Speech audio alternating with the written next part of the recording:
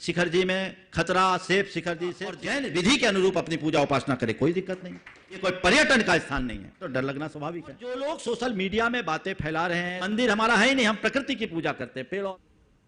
वर्तमान का जो समय है वो बोलने का समय नहीं, करने का समय।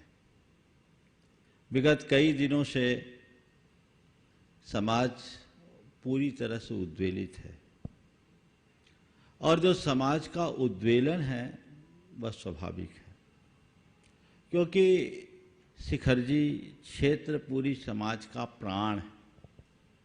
हमारे 24 में से 20 तीर्थंकर जहाँ से निर्वाण गए, आस्था की भावना तो सबके साथ जुड़ी है और जन समाज भी उससे जुड़ी हुई है।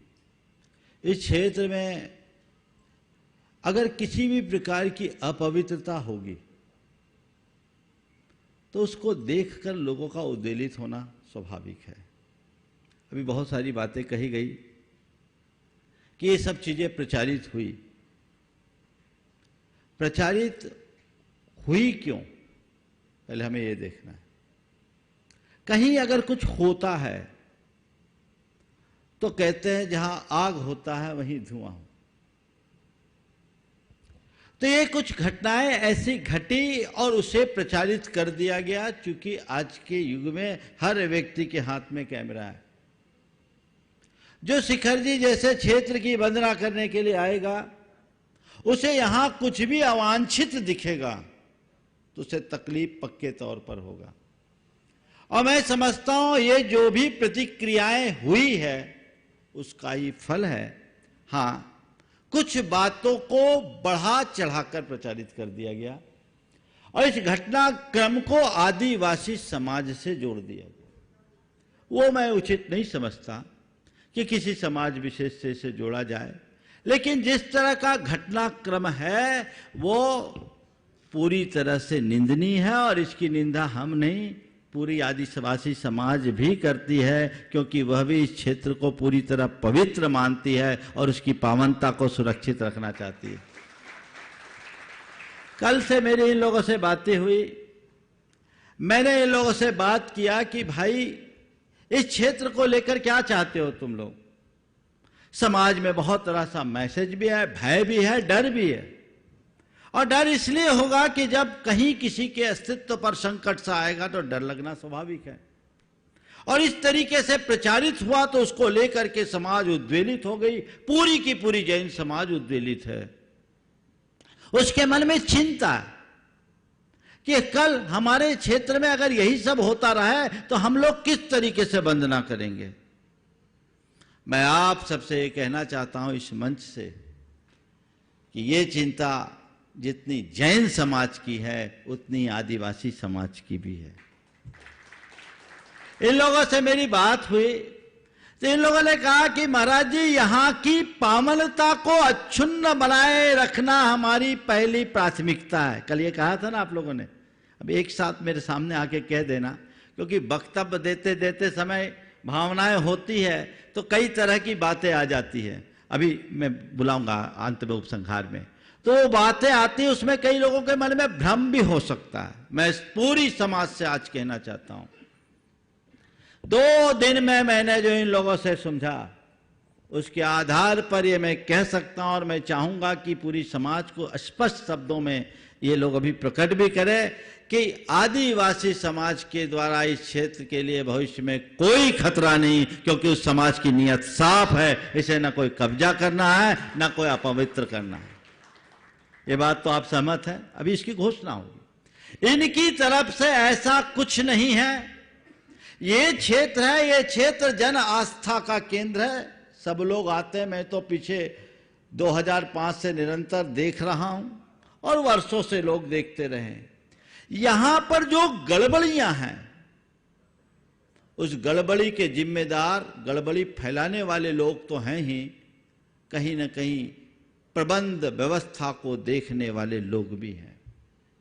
क्यों नहीं हम कोई कोड ऑफ कंडक्ट बनाते हैं, क्यों नहीं हम एक नियमावली बनाते हैं और उसको जगह जगह नोटिस बोर्ड लगा करके सुनिश्चित करते हैं कि पर्वत पर रहने वाले लोगों को इसी प्रकार का आचरण करना होगा। कोई भी जाए पर्वत की वंदना करने के लिए किसी को रोका नहीं जाए, लेकिन ये चूंकि जैन तीर्थ है तो ऊपर जो जाए उस तीर्थ की पावनता और जैन विधि के अनुरूप अपनी पूजा उपासना करे, कोई दिक्कत नहीं।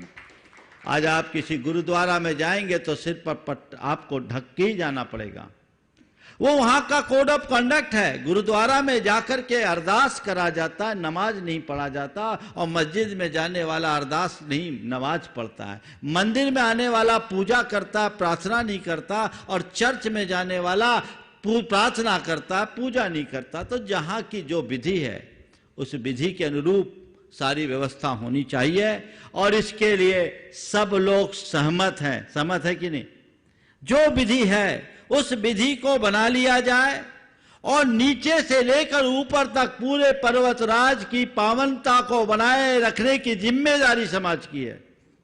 जरूरत पड़े तो उसके लिए शासन प्रशासन से भी बात करे, और एक बात स्पष्ट करे, ये तीर्थ स्थल है, ये धर्म स्थल है, इसकी पवित्रता हमें बनाए रखना है, ये कोई पर्यटन का स्थान नहीं है।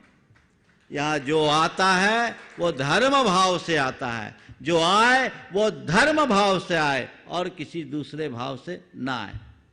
मेरी इन लोगों से वार्ता हुई है, और ये लोग इस विषय में कदम से कदम मिला करके चलने की सहमति अपनी दे रहे हैं, तत्पर हैं। यही लोग नहीं, मेरे पास और भी खबर है, स्थानीय पूरे मधुबन के समाज के लोग भी संभवतः अगले दिनों में वो लोग भी आए।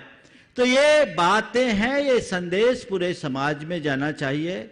शिखर जी में खतरा, सेफ शिखर जी, शिखर जी में कब्जा हो जाएगा, ऐसा हो जाएगा, ये सब बातें दिमाग से निकाल दीजिए। न तो कभी किसी का कब्जा हुआ है, न भविष्य में कभी हो सकेगा। और मैं कह रहा हूं इस बात को भी ये लोग यहां अभी सुनिश्चित करते हैं कि नहीं करते? इसी तरह का अतिक्रमण है ही नहीं। जो इसका मूल स्वरूप है वो स्वरूप है, उसे बना करके रखना है, सबकी भावनाओं को ध्यान में रखकर। जो थोड़े बहुत बातें हैं मिल बैठ करके उसका रास्ता निकालना चाहिए।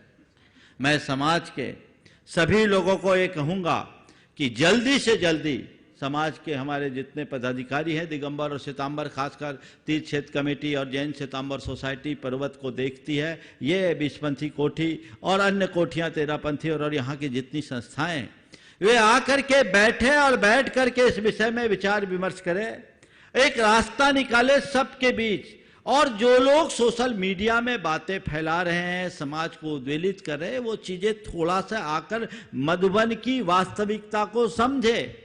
यहाँ क्या क्या होता और कब किसको कौन किस तरह से पर्व त्योहार मनाता है उसको देखे, उसके बाद टीका टिप्पणी करे।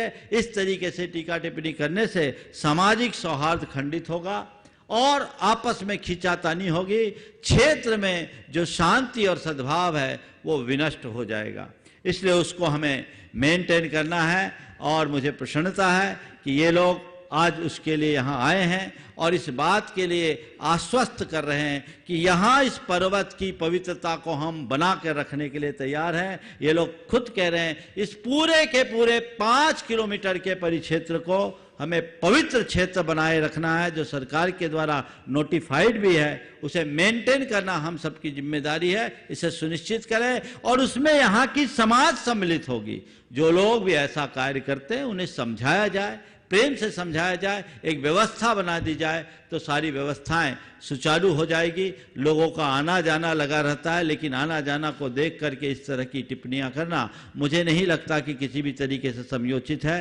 ये इनकी तरफ से जहां तक बात है, इन्होंने स्पष्ट कर दिया कि हमारा तो कोई पूजा अर्चा होती नहीं, मंदिर हमारा है ही नहीं, हम प्रकृति की पूजा करते हैं, पेड़ों और पहाड़ों की पूजा करते हैं। तो जो इनकी रीतियां हैं, जो हैं, उन विषयों में जो भी बात होनी है वो आगे चल करके बैठ करके बात हो जाए। लेकिन इस मुद्दे को लेकर के समाज में अब किसी भी प्रकार का उद्वेलन उचित नहीं है। सभी को शांत रहना चाहिए और हमारा क्षेत्र सुरक्षित है, था और रहेगा, इसके लिए सुनिश्चित रहना चाहिए। और इस क्षेत्र की सुरक्षा के लिए सबसे पहले तो मैं कहूँगा यहाँ की पवित्रता, और जैसा अभी कहा भी गया कि कोई चाहे जैन हो या जैन, हम पर्वत के मूल स्वरूप को खंडित नहीं होने देंगे, इसमें हम आगे आएंगे, ये बात सबको समझना चाहिए। इसलिए इन बातों को बहुत गंभीरता और सावधानी के साथ समझना चाहिए। मैं चाहता हूँ एक बार सब लोग यहाँ आ जाएं और 1 मिनट में अपनी बात को